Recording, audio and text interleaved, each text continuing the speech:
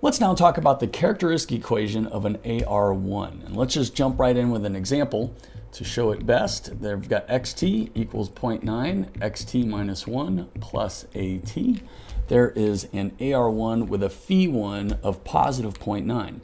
Now, to find the characteristic equation, we want to get all the x's on the left and all the at's on the right so that we get all the information of the x's in one place. So we're going to have xt minus 0.9 xt minus 1 equals at. And from there we can go into backshift notation. This is one of the reasons why we have this backshift notation, as we'll see in a moment. But we're very familiar with this operator notation or backshift notation. But what we've done is we have combined all the information about the lag and the relationship between xt and xt minus 1 in between these parentheses here, in the backshift part of the notation. So what we want to do here is, I'm going to be very specific. I'm going to put 3 lines here. And what I'm indicating by that is I'm not rewriting this equation anymore. I'm just taking this piece. The reason why I did all this work is so I could get all the information here between my fingers and between these parentheses.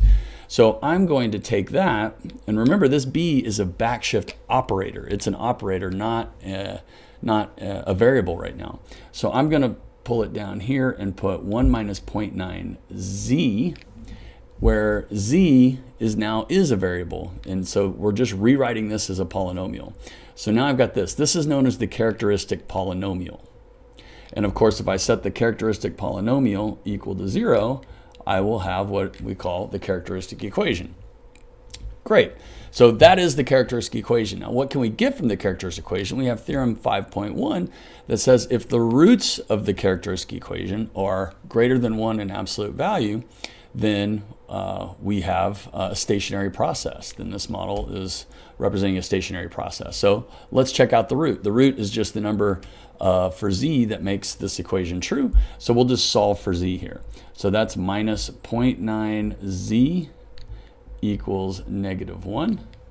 And then that's that's z equals negative 1 over negative 0.9. And so that will be z equals positive 1.111 forever. Great. So we look at that and say, yeah, is this r the root? So we can say the root here equals 1.11 forever. So the root is greater than 1 in absolute value, and thus, therefore, we have that this process is stationary. Awesome. And we'll do a lot more with that. But right now we have an AR1. We found the characteristic. We got it into backshift notation.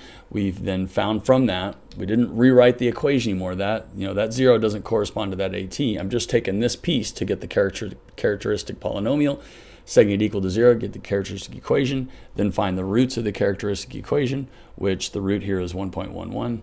If I was to plot this, which will also be important, if that is 0 and that is 1 and that is negative 1, this root is of course 1.11, which is right about there, 1.11. And that's greater than 1 in absolute value, so we knew that that process was stationary. Let's look at one more example.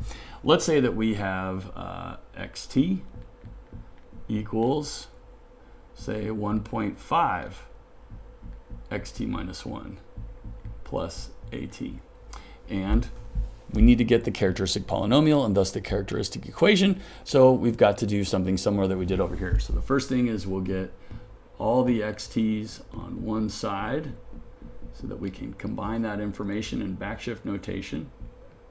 So we have that, and we'll put that into the backshift notation, 1 minus 1.5b xt equals at. Now I've got all this information here. That's an operator to the first power here. However, all that information about the lag and the relationship to the lag is combined in between these parentheses.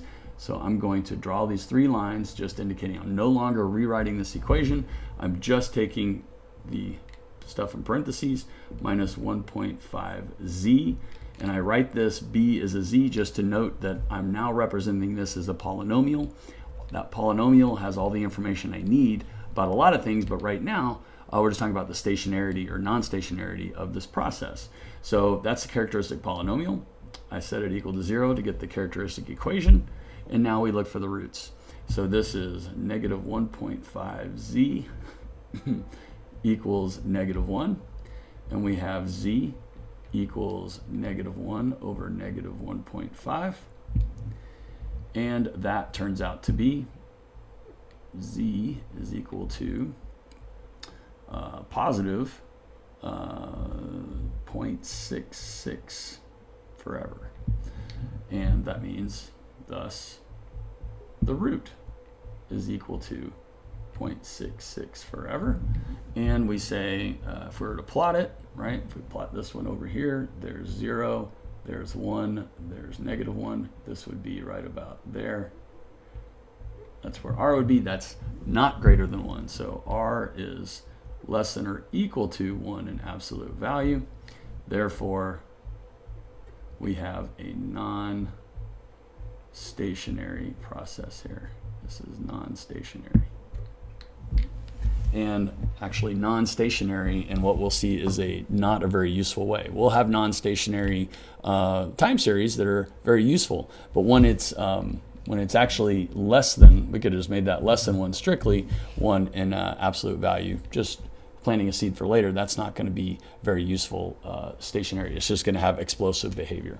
But that is an introduction to a characteristic equation specifically for an AR1. It's going to play out pretty similarly. We're looking for roots when we look at an AR2 and beyond. But again, that was a lot of fun, and I'll see you in the next one.